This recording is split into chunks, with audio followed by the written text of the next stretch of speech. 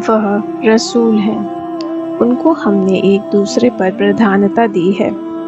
उनमें से कुछ ने अल्लाह से बात की और कुछ को कई श्रेणियां ऊंचा किया, और मरियम के पुत्र ईसा को खुली निशानियां दी और रूहुल कुद्दूस यानी पवित्र आत्मा के द्वारा उसे समर्थन दिया। यदि अल्लाह चाहता तो इन रसूलों के पश्चात खुली निशानियां आ जाने पर लोग आपस में न लड़ते, परंतु उन्होंने विभेद किया तो उनमें से कोई ईमान लाया और किसी ने कुफ्र किया। और यदि अल्लाह चाहता तो वह नहीं लड़ते, परंतु अल्लाह जो चाहता है करता है। हे ईमान वालों, हमने तुम्हें जो कुछ दिया है उसमें से दान करो उस दिन अर्थात प्रलय के आने से पहले, जिसमें कोई सौदा नहीं होगा और न कोई मैत्री या कोई अनुशंसा या सिफारिश काम आएगी, और काफिर लोग यानी अविश्वासी लोग ही अत्याचारी हैं। अल्लाह के सिवा कोई पूज्य नहीं, वह जीवित तथा नित्य स्थायी है। उसे ऊंघ या निद्रा नहीं आती। आकाश और धरती में जो कुछ है सब उसी का है। कौन है जो उसके अनुमति के बिना अनुशंसा या सिफारिश कर सके? जो कुछ उनके समक्ष और जो कुछ उनसे ओझल है सबको जानता है। वह उसके ज्ञान में से वही जान सकते हैं जिसे वह चाहे। उसी की कुर्सी आकाश और धरती को समोए हुए है। उन दोनों की रक्षा उसे नहीं थकाती। वही सर्वोच्च महान है। धर्म में बल प्रयोग नहीं, सुपथ कुपथ से अलग हो चुका है। अतः अब जो तागूत अर्थात अल्लाह के सिवा पूज्यों को नकार दे और अल्लाह पर ईमान लाए तो उसने दृढ़ यानी कड़ा सहारा पकड़ लिया जो कभी खंडित नहीं हो सकता। और अल्लाह सब कुछ जानता है। अल्लाह उनका सहायक है जो ईमान लाए।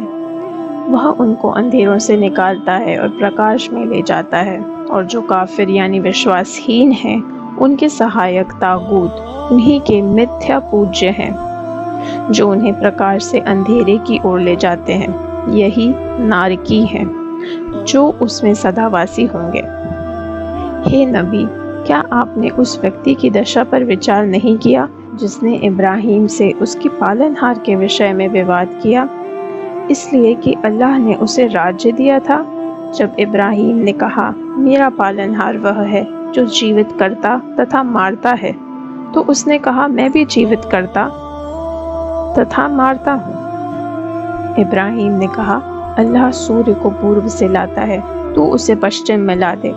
यह सुनकर काफिर चकित रह गया और अल्लाह अत्याचारियों को मार्गदर्शन नहीं देता। अथवा उस व्यक्ति के प्रकार जो एक ऐसी नगरी से गुजरा जो अपनी छतों सहित ध्वस्त पड़ी थी। उसने कहा, अल्लाह इसके ध्वस्त हो जाने के पश्चात इसे कैसे जीवित या आबाद करेगा? फिर अल्लाह ने उसे 100 वर्ष तक मौत दे दी। फिर उसे जीवित किया और कहा, तुम कितनी अवधि तक मुर्दे पड़े रहे? उसने कहा, 1 दिन अथवा दिन से कुछ क्षण। अल्लाह ने कहा, बल्कि तुम 100 वर्ष तक पड़े रहे। अपने खाने पीने को देखो कि तनिक परिवर्तन नहीं हुआ है, और अपने गधे की ओर देखो, ताकि हम तुम्हें लोगों के लिए एक निशानी यानी चिन्ह बना दें। तथा गधे की स्थियों को देखो कि हम उसे कैसे खड़ा करते हैं और उन पर कैसे मांस चढ़ाते हैं। इस प्रकार जब उसके समक्ष बातें उजागर हो गई तो वह पुकार उठा कि मुझे ज्ञान प्रत्यक्ष हो गया है कि अल्लाह जो चाहे कर सकता है। और याद करो जब इब्राहिम ने कहा, हे मेरे पालनहार, मुझे दिखा दे कि तू मुर्दे को कैसे जीवित कर देता है। कहा, क्या तुम ईमान नहीं लाए? उसने कहा, क्यों नहीं, परंतु ताकि मेरे दिल को संतोष हो जाए। अल्लाह ने कहा, 4 पक्षी ले आओ और उनको अपने से परचा लो। फिर उनको बाध करके उनका एक एक भाग पर्वत पर रख दो। फिर उनको पुकारो, वह तुम्हारे पास दौड़े चले आएंगे। और यह जान ले कि अल्लाह प्रभुत्वशाली तत्वज्ञ है। जो अल्लाह की राह में अपने धनों को दान करते हैं, उसकी दशा उस एक दाने जैसी है जिसने 7 बालियां उगाई हों। उसी के प्रत्येक बाली में 100 दाने हों, और अल्लाह जिसे चाहे और भी अधिक देता है। तथा अल्लाह विशाल ज्ञानी है। जो अपना धन अल्लाह की राह में दान करते हैं, फिर दान करने के पश्चात उपकार नहीं जताते और न जिसे दिया हो उसे दुख देते हैं, उन्हीं के लिए उनके पालनहार के पास उनका प्रतिकार यानी बदला है और उन पर कोई डर नहीं होगा, न ही वह उदासीन होंगे। भली बात बोलना तथा क्षमा उस दान से उत्तम है जिसके पश्चात दुख दिया जाए, और अल्लाह निस्पृह सहनशील है। हे ईमान वालों, उस व्यक्ति के समान उपकार जताकर तथा दुख देकर अपने दानों को व्यर्थ न करो जो लोगों को दिखाने के लिए दान करता है और अल्लाह तथा अंतिम दिन यानी परलोक पर ईमान नहीं रखता। उसका उदाहरण उस चटेल पत्थर जैसा है जिस पर मिट्टी पड़ी हो और उस पर घोर वर्षा हो जाए और उस पत्थर को चटेल छोड़ दे। वह अपनी कमाई का कुछ भी ना पा सकेंगे और अल्लाह काफिरों यानी अविश्वासियों को सीधी डगर नहीं दिखाता। और उनकी उपमा जो अपना धन अल्लाह की प्रसन्नता की इच्छा में अपने मन की स्थिरता के पास दान करते हैं, उसे उस बाग यानी उद्यान जैसी है जो पृथ्वी तल के किसी ऊंचे भाग पर हो।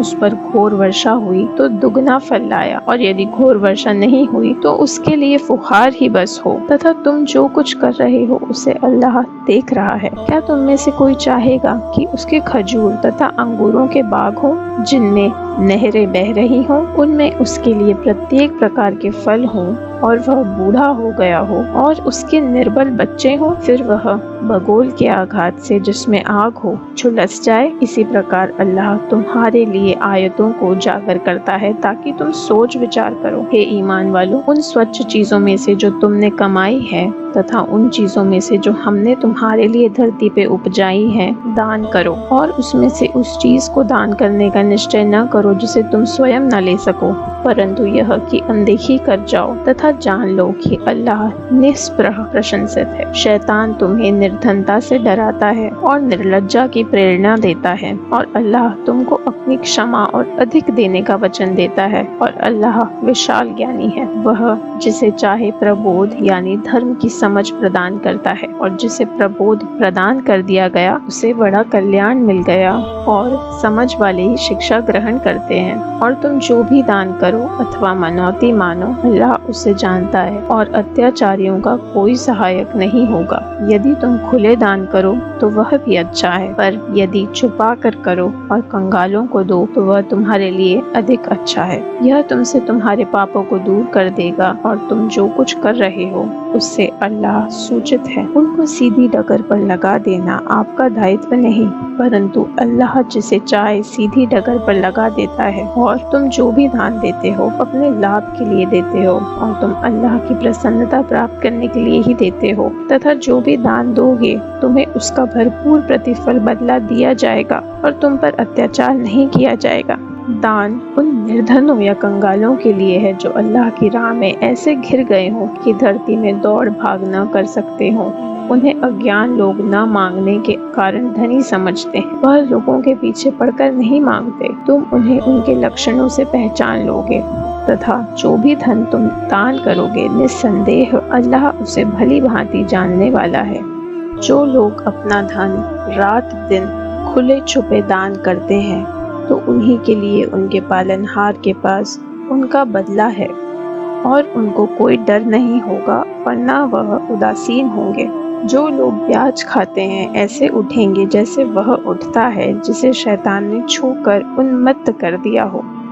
उनकी यह दशा इस कारण होगी कि उन्होंने कहा कि व्यापार भी तो ब्याज ही जैसा है, जबकि अल्लाह ने व्यापार को हलाल यानी वैध तथा ब्याज को हराम यानी अवैध कर दिया है। अब जिसके पास उसके पालनहार की ओर से निर्देश आ गया और इस कारण उससे रुक गया, तो जो कुछ पहले लिया वह उसी का हो गया तथा उसका मामला अल्लाह के हवाले है। और जो फिर वही करें तो वही नारकी है जो उसमें सदावासी होंगे। अल्लाह ब्याज को मिटाता है और दानों को बढ़ाता है, और अल्लाह किसी कृतघ्न घोर पापी से प्रेम नहीं करता।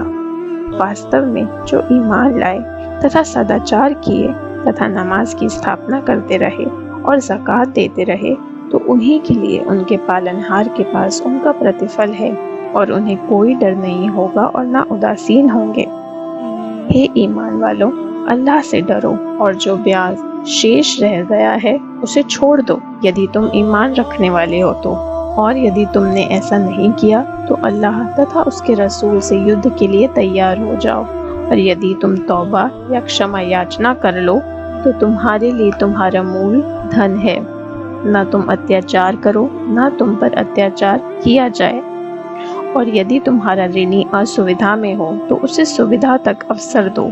और अगर क्षमा कर दो अर्थात दान कर दो तो यह तुम्हारे लिए अधिक अच्छा है, यदि तुम समझो तो। और उस दिन से डरो जिसमें तुम अल्लाह की ओर फिरे जाओगे।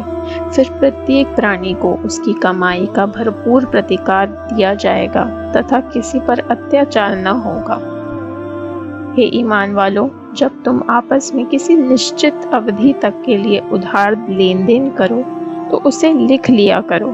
तुम्हारे बीच न्याय के साथ कोई लेखक लिखे जिसे अल्लाह ने लिखने की योग्यता दी है, वह लिखने से इनकार न करे और वह लिखवाए जिस पर उधार है। और अपने पालनहार अल्लाह से डरे और उसमें से कुछ कम न करे। यदि जिस पर उधार है वह निर्बोध अथवा निर्बल हो अथवा लिखवा न सकता हो तो उसका संरक्षक न्याय के साथ लिखवाए तथा अपने में से 2 पुरुषों को गवाह बना लो। यदि 2 पुरुष न हो तो 1 पुरुष तथा 2 स्त्रियों को उन साक्षियों में से जिनको साक्षी बनाना पसंद करो, ताकि दोनों स्त्रियों में से एक भूल जाए तो दूसरी याद दिला दे। और जब साक्षी बुलाए जाएं तो इनकार न करें तथा विषय छोटा हो या बड़ा उसकी अवधि सहित लिखवाने में आलस्य न करो। यह अल्लाह के समीप अधिक न्याय है तथा साक्ष्य के लिए अधिक सहायक और इससे अधिक समीप है कि संदेह न करो। परंतु यदि तुम व्यापारिक लेन देन हाथों हाथ नगद करते हो तो तुम पर कोई दोष नहीं कि उसे न लिखो। तथा जब आपस में लेन देन करो तो साक्षी बना लो और लेखक तथा साक्षी को हानि न पहुंचाई जाए। और यदि ऐसा करोगे तो तुम्हारी अवज्ञा ही होगी। तथा अल्लाह से डरो और अल्लाह तुम्हें सिखा रहा है और निसंदेह अल्लाह सब कुछ जानता है।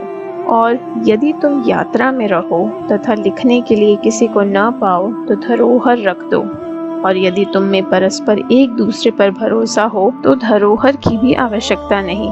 जिस पर अमानत उधार है वह उसे चुका दे। और अल्लाह अपने पालनहार से डरो और साक्ष्य को न छुपाओ, और जो उसे छुपाएगा तो उसका दिल पापी है। तथा तुम जो करते हो अल्लाह सब जानता है। आकाशों तथा धरती में जो कुछ है सब अल्लाह का है। और जो कुछ तुम्हारे मन में है उसे बोलो या मन में ही रखो, अल्लाह तुमसे उसका हिसाब लेगा। फिर जिसे चाहे क्षमा कर देगा और जिसे चाहे दंड देगा, और अल्लाह जो चाहे कर सकता है।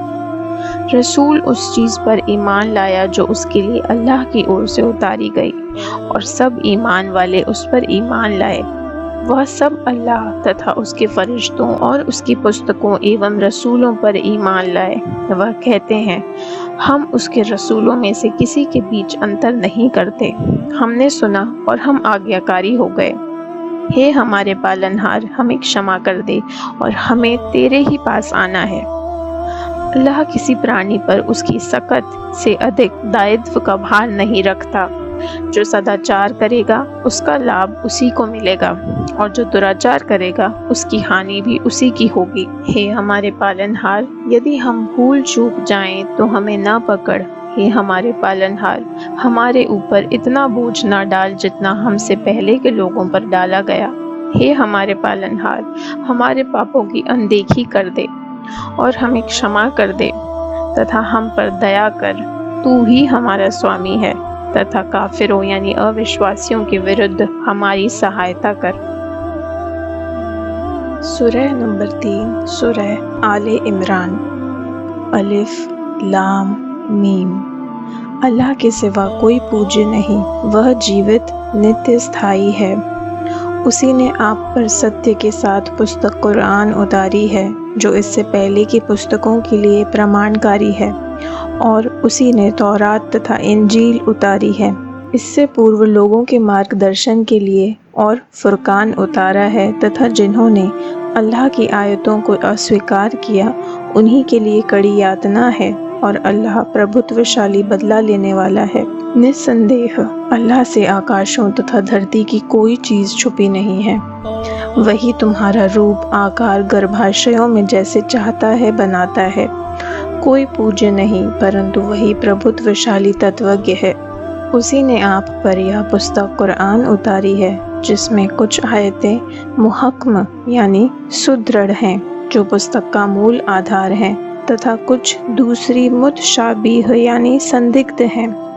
तो जिनके दिलों में कुटिलता है वह उपद्रव की खोज तथा मनमानी अर्थ करने के लिए संदिग्ध के पीछे पड़ जाते हैं, जबकि उनका वास्तविक अर्थ अल्लाह के सिवा कोई नहीं जानता। और जो ज्ञान में पक्के हैं वह कहते हैं कि सब हमारे पालनहार के पास से है, और बुद्धिमान लोग ही शिक्षा ग्रहण करते हैं तथा कहते हैं, हे हमारे पालनहार, हमारे दिलों को हमें मार्गदर्शन देने के पश्चात कुटिल न कर तथा हमें अपनी दया प्रदान कर। वास्तव में तू बहुत बड़ा दाता है। हे हमारे पालनहार, तू उस दिन सबको एकत्र करने वाला है जिसमें कोई संदेह नहीं। निस्संदेह अल्लाह अपने निर्धारित समय का विरुद्ध नहीं करता। निश्चय जो काफिर यानी अविश्वासी हो गए हैं उनके धन तथा उनकी संतान अल्लाह की यातना से बचाने में उनके कुछ काम नहीं आएगी, और वही अग्नि के ईंधन बनेंगे। जैसे फिरौनियों तथा उनके पहले के लोगों की दशा हुई, उन्होंने हमारी निशानियों को मिथ्या कहा, तो अल्लाह ने उनके पापों के कारण उनको धर लिया तथा अल्लाह कड़ा दंड देने वाला है। हे नबी, काफिरों यानी अविश्वासियों से कह दो कि तुम शीघ्र ही परास्त कर दिए जाओगे और नर्क की ओर एकत्रित किए जाओगे, और वह बहुत बुरा ठिकाना है। वास्तव में तुम्हारे लिए उन दो दलों में जो बद्र में सम्मुख हो गए एक निशानी थी। एक अल्लाह की राह में युद्ध कर रहा था और दूसरा अविश्वासी था। वह अपनी आँखों से देख रहे थे कि यह मुसलमान तो दुगने लग रहे हैं, और अल्लाह अपनी सहायता द्वारा जिसे चाहे समर्थन देता है। निःसंदेह इसमें समझ बूझ वालों के लिए बड़ी शिक्षा है। लोगों के लिए उनके मन को मोहने वाली चीज़ें जैसे स्त्रियां, संतान, सोने चांदी के ढेर, निशान लगे घोड़े, पशुओं तथा खेती शोभनीय बना दी गई हैं। यह सब सांसारिक जीवन के उपभोग्य हैं और उत्तम आवास अल्लाह के पास है। हे नबी, कह दो, क्या मैं तुम्हें इससे उत्तम चीज़ बता दूं? उनके लिए जो डरे, उनके पालनहार के पास ऐसे स्वर्ग हैं जिनमें नहरें बह रही हैं। वह उनमें सदावासी होंगे और निर्मल पत्नियां होंगी, और अल्लाह की प्रसन्नता प्राप्त होगी, और अल्लाह अपने भक्तों को देख रहा है जो यह प्रार्थना करते हैं कि हमारे पालनहार हम ईमान लाएं, अतः हमारे पापों को क्षमा कर दे और हमें नर्क की यातना से बचा।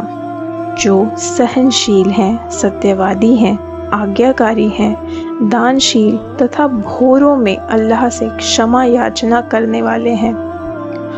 अल्लाह साक्षी है जो न्याय के साथ कायम है कि उसके सिवा कोई पूज्य नहीं है। इसी प्रकार फरिश्ते और ज्ञानी लोग भी साक्षी हैं कि उसके सिवा कोई पूज्य नहीं। वह प्रभुत्वशाली तत्वज्ञ है। निःसंदेह वास्तविक धर्म अल्लाह के पास इस्लाम ही है, और अहले किताब ने जो विभेद किया तो अपने पास ज्ञान आने के पश्चात आपस में द्वेष के कारण किया, तथा जो अल्लाह की आयतों के साथ कुफ्र यानी अस्वीकार करेगा तो निश्चय अल्लाह शीघ्र हिसाब लेने वाला है। फिर यदि वह आपसे विवाद करे तो कह दें कि मैं स्वयं तथा जिसने मेरा अनुसरण किया अल्लाह के आज्ञाकारी हो गए, तथा अहले किताब और उम्मियों अर्थात जिनके पास किताबें नहीं आई से कहो कि क्या तुम भी आज्ञाकारी हो गए? यदि वह आज्ञाकारी हो गए तो मार्गदर्शन पा गए, और यदि विमुख हो गए तो आपका दायित्व केवल संदेश पहुंचा देना है, और अल्लाह भक्तों को देख रहा है। जो लोग अल्लाह की आयतों के साथ कुफ्र करते हों तथा नबियों को अवैध बद्ध करते हों तथा उन लोगों का बद्ध करते हों जो न्याय का आदेश देते हैं, तो उन्हें दुखदायी यातना की शुभ सूचना दो। यही है जिनके कर्म संसार तथा परलोक में अकारथ गए और उनका कोई सहायक नहीं होगा। हे नबी, क्या आपने उनकी दशा नहीं देखी जिनको पुस्तक का कुछ भाग दिया गया? वह अल्लाह की पुस्तक की ओर बुलाए जा रहे हैं ताकि उनके बीच निर्णय करें, तो उनका एक गिरोह मुंह फेर रहा है और वह हैं कि मुंह फेरने वाले। उनकी यह दशा इसलिए है कि उन्होंने कहा कि नर्क की अग्नि हमें गिनती के कुछ दिन ही छुएगी तथा उनको अपने धर्म में उनकी मिथ्या बनाई हुई बातों ने धोखे में डाल रखा है। तो उनकी क्या दशा होगी जब हम उनको उस दिन एकत्र करेंगे जिसके आने में कोई संदेह नहीं, और प्रत्येक प्राणी को उसके किए का भरपूर प्रतिफल दिया जाएगा और किसी के साथ कोई अत्याचार नहीं किया जाएगा। हे नबी, कहो, हे अल्लाह, राज्य के अधिपति यानी स्वामी, तू जिसे चाहे राज्य दे और जिससे चाहे राज्य छीन ले, तथा जिसे चाहे सम्मान दे और जिसे चाहे अपमान दे। तेरे ही हाथ में भलाई है, निसंदेह तू जो चाहे कर सकता है। तू रात को दिन में प्रविष्ट कर देता है और दिन को रात में प्रविष्ट कर देता है, और जीव को निर्जीव से निकालता है तथा निर्जीव को जीव से निकालता है, और जिसे चाहे अगणित आजीविका प्रदान करता है। मोमिनों को चाहिए कि वह ईमान वालों के विरुद्ध अविश्वासियों को अपना सहायक मित्र न बनाए, और जो ऐसा करेगा उसका अल्लाह से कोई संबंध नहीं, परंतु उनसे बचने के लिए अल्लाह तुम्हें स्वयं अपने से डरा रहा है और अल्लाह ही की ओर जाना है। हे नबी, कह दो कि जो तुम्हारे मन में है उसे मन में ही रखो या व्यक्त करो, अल्लाह उसे जानता है, और जो कुछ आकाशों और धरती में है वह सबको जानता है, और अल्लाह जो चाहे कर सकता है। जिस दिन प्रत्येक प्राणी ने जो सुकर्म किया है उसे उपस्थित पाएगा, और जिसने कुकर्म किया है वह कामना करेगा कि उसके तथा उसके कुकर्मों के बीच बड़ी दूरी होती, और अल्लाह तुम्हें स्वयं से डराता है, और अल्लाह अपने भक्तों के लिए अति करुणामय है। हे नबी, कह दो, यदि तुम अल्लाह से प्रेम करते हो तो मेरा अनुसरण करो, अल्लाह तुमसे प्रेम करेगा और तुम्हारे पाप क्षमा कर देगा, और अल्लाह अति क्षमाशील दयावान है। हे नबी, कह दो, अल्लाह और रसूल की आज्ञा का अनुपालन करो। फिर भी यदि वह विमुख हो जाएं, तो निसंदेह अल्लाह अविश्वासियों से प्रेम नहीं करता। वस्तुतः अल्लाह ने आदम, नूह, इब्राहीम की संतान तथा इमरान की संतान को संसार वासियों में चुन लिया था।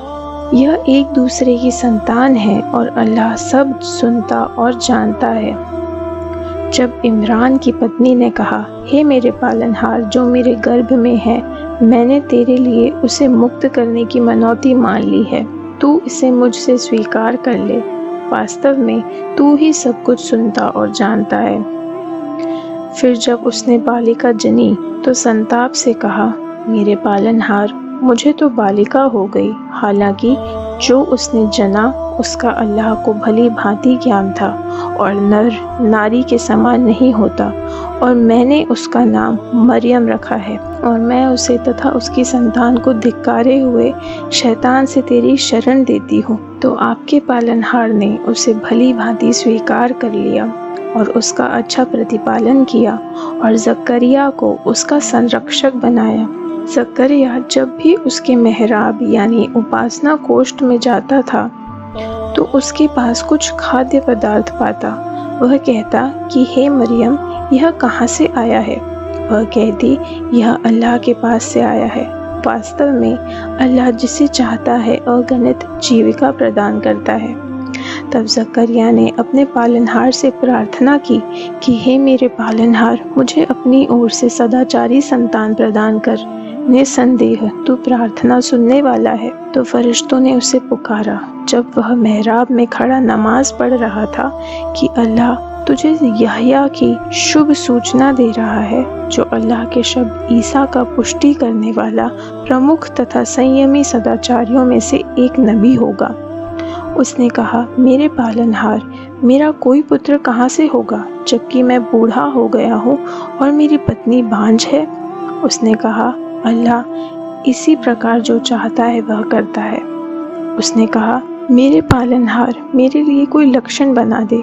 उसने कहा, तेरा लक्षण यह होगा कि 3 दिन तक लोगों से बात नहीं कर सकेगा, परंतु संकेत से तथा अपने पालनहार को बहुत स्मरण करता रहे, और संध्या प्रातः उसकी पवित्रता का वर्णन कर। और याद करो, जब फरिश्तों ने मरियम से कहा, हे मरियम, तुझे अल्लाह ने चुन लिया तथा पवित्रता प्रदान की और संसार की स्त्रियों पर तुझे चुन लिया।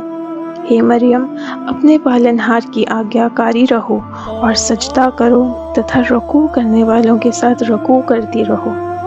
यह गैब यानी परोक्ष की सूचनाएं हैं जिन्हें हम आपकी ओर प्रकाशना कर रहे हैं, और आप उनके पास उपस्थित न थे जब वह अपनी लेखनियां फेंक रहे थे कि कौन मरियम का अभिरक्षण करेगा, और न उनके पास उपस्थित थे जब वह झगड़ रहे थे। जब फरिश्तों ने कहा, हे मरियम, अल्लाह तुझे अपने एक शब्द की शुभ सूचना दे रहा है जिसका नाम मसीह ईसा पुत्र मरियम होगा। वह लोक परलोक में प्रमुख तथा मेरे समीपवर्तियों में होगा। वह लोगों से गोद में तथा अधेड़ आयु में बातें करेगा और सदाचारियों में होगा। मरियम ने आश्चर्य से कहा, मेरे पालनहार, मुझे पुत्र कहाँ से होगा? मुझे तो किसी पुरुष ने हाथ भी नहीं लगाया है। उसने कहा, इसी प्रकार अल्लाह जो चाहता है उत्पन्न कर देता है। जब वह किसी काम के करने का निर्णय कर लेता है तो उसके लिए कहता है कि हो जा, तो वह हो जाता है। और अल्लाह उसको पुस्तक तथा प्रबोध और तौरात तथा इंजील की शिक्षा देगा। और फिर वह बनी इस्राएल का एक रसूल होगा कि मैं तुम्हारे पालनहार की ओर से निशानी लाया हूँ। मैं तुम्हारे लिए मिट्टी से पक्षी के आकार के समान बनाऊंगा, फिर उसमें एक फूंक दूंगा तो वह अल्लाह की अनुमति से पक्षी बन जाएगा, और अल्लाह की अनुमति से जन्म से अंधे तथा कोढ़ी को स्वस्थ कर दूंगा, और मुर्दों को जीवित कर दूंगा, तथा जो कुछ तुम खाते तथा अपने घरों में संचित करते हो उसे तुम्हें बता दूंगा। निस्संदेह इसमें तुम्हारे लिए बड़ी निशानियां हैं यदि तुम ईमान वाले हो। तथा मैं उसकी सिद्धि करने वाला हूँ जो मुझसे पहले की है, तौरात। तुम्हारे लिए कुछ चीज़ों को हलाल यानी वैध करने वाला हूँ जो तुम पर हराम अवैध की गई हैं। तथा मैं तुम्हारे पास तुम्हारे पालनहार की निशानी लेकर आया हूँ, अतः तुम अल्लाह से डरो और मेरे आज्ञाकारी हो जाओ। वास्तव में अल्लाह मेरा और तुम सबका पालनहार है, अतः उसी की इबादत यानी वंदना करो, यही सीधी डगर है। तथा जब ईसा ने उनसे कुफ्र का संवेदन किया तो कहा, अल्लाह के धर्म की सहायता में कौन मेरा साथ देगा? तो हवारियों यानी सहचारियों ने कहा, हम अल्लाह के सहायक हैं, हम अल्लाह पर ईमान लाए, तुम इसके साक्षी रहो कि हम मुस्लिम यानी आज्ञाकारी हैं। हे हमारे पालनहार, जो कुछ तूने उतारा है हम उस पर ईमान लाए तथा तेरे रसूल का अनुसरण किया, अतः हमें भी साक्षियों में अंकित कर ले। तथा उन्होंने षड्यंत्र रचा और हमने भी षड्यंत्र रचा, तथा अल्लाह षड्यंत्र रचने वालों में सबसे अच्छा है।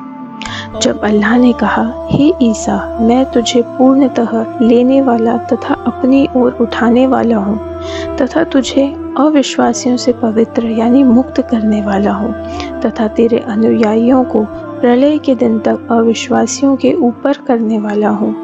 फिर तुम्हारा लौटना मेरी ही ओर है, तो मैं तुम्हारे बीच उस विषय में निर्णय कर दूंगा जिसमें तुम विभेद कर रहे हो।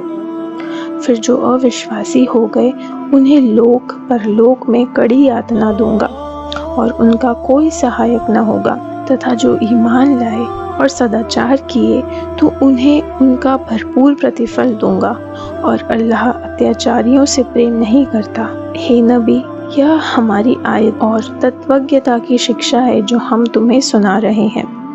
वस्तुतः अल्लाह के पास ईसा की मिसाल ऐसी ही है जैसे आदम की। उसे अर्थात आदम को मिट्टी से उत्पन्न किया, फिर उससे कहा, हो जा, तो वह हो गया।